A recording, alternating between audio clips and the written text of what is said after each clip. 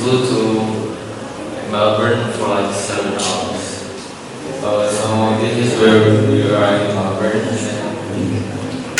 So we went to the garden in Melbourne, and then we went to HCMI this hallway.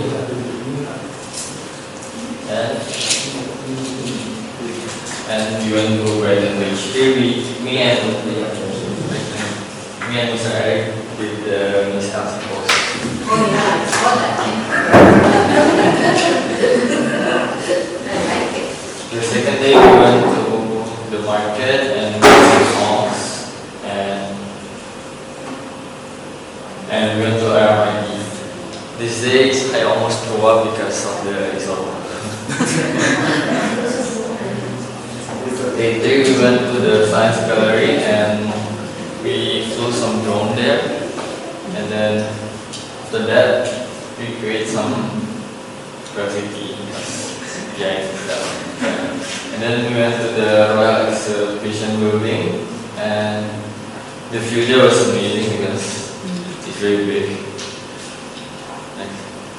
And we went shopping. Day 4 we went to Sydney. Here we went to the Taronga Zoo.